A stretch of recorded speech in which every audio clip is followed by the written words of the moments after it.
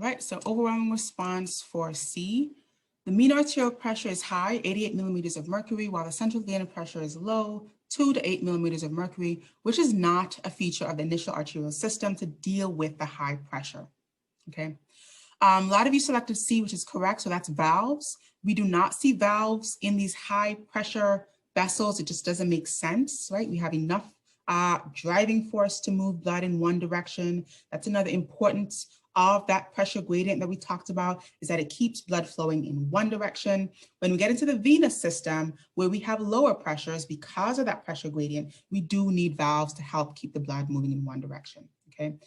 The other three features are present in arteries, and they do help with the high pressures. The elasticity, okay, the ability to stretch, to facilitate more volume and more pressure, to store that pressure or capture that pressure in the wall, and then that is synonymous with the low compliance. We see the thicker smooth muscle in the walls as well.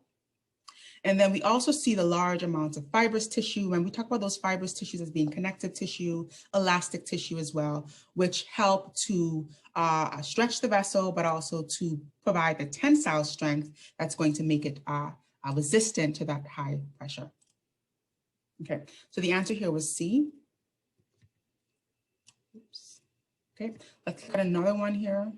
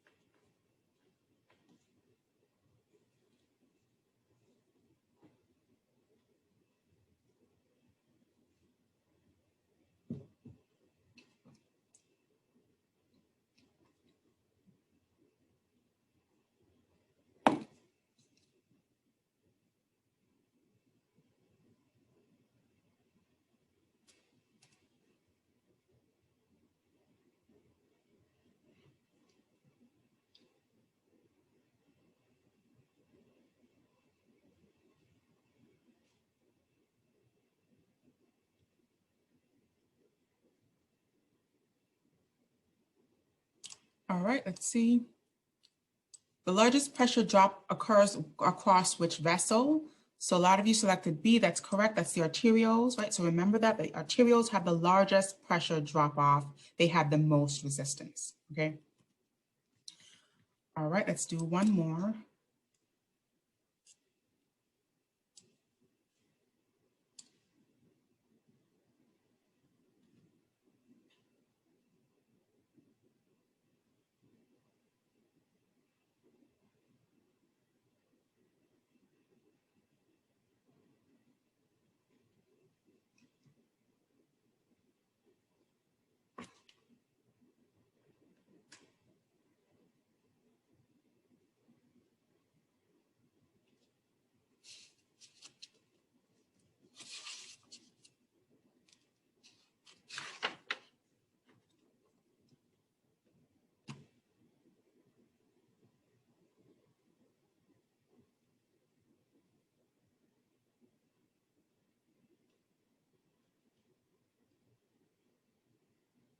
Okay.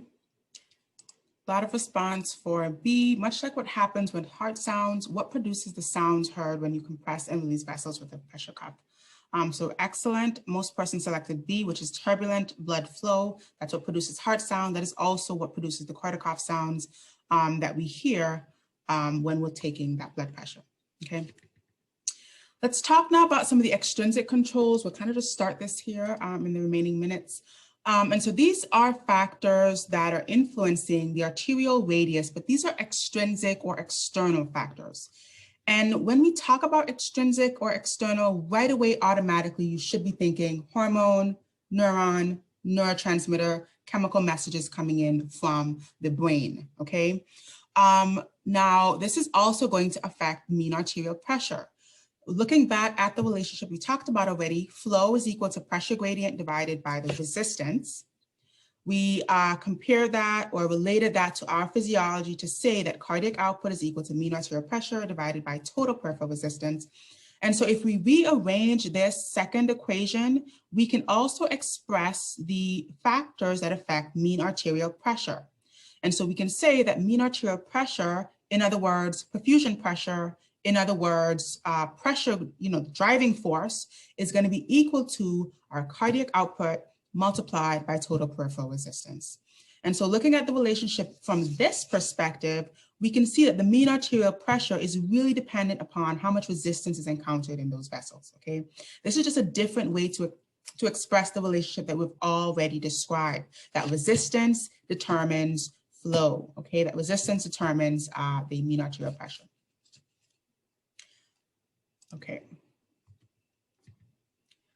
And so some of the ways that we regulate our arterial radius extrinsically, again, sympathetic activity, as well as hormones. So we're going to talk about the sympathetic activity at first, and then we'll look at some of the hormones. So when we look at the sympathetic effect on our arterial radius, it's going to basically affect the state of the smooth muscle that's lining the arteriole. We talked about that already. And so basically those smooth muscles in most of our arterioles, except the brain, they have alpha adrenergic receptors, okay? And we should remember from our talk in the autonomic nervous system that norepinephrine binds to our alpha adrenergic receptors, more so, right? They have a preference for those alpha receptors. This is going to bring about vasoconstriction, okay? That's going to be what increases resistance, and that's going to increase mean arterial pressure, okay? Let me kind of explain that here a little bit. So remember we said that vasoconstriction is going to decrease our vessels. That's going to increase how much resistance is encountered throughout the system. And that's essentially going to increase the pressure, the driving force that's moving that blood through the system, okay? When we look at the arterioles on our other systems, such as the skeletal and cardiac muscle, we see both alpha and beta receptors, mostly beta 2 receptors, okay? And when we look at the relationship of how the binding happens, so norepinephrine binds to alpha receptors, that brings about vasoconstriction. Epinephrine binds to both alpha and beta receptors, and this is where it kind of gets tricky, right? It's going to be something totally different depending on which receptor it binds. If it binds to an alpha receptor, that's going to bring about vasoconstriction. If it binds to a beta 2 receptor, that's going to bring about vasodilation, right? If you remember those second messenger pathways and how they slightly differed. So epinephrine binding to an alpha receptor gives vasoconstriction. Epinephrine binding to a beta 2 receptor gives vasodilation. Now, because epinephrine has a greater affinity for beta 2 receptors, we now get this somewhat complicated dosage-dependent relationship or dosage-dependent binding, depending on how much epinephrine is in the system, okay? And I'll come back here in a minute, but let me kind of just keep going with this. So essentially, if we have low concentrations of epinephrine, we're going to bind beta 2 receptors. That's going to cause vasodilation. Okay.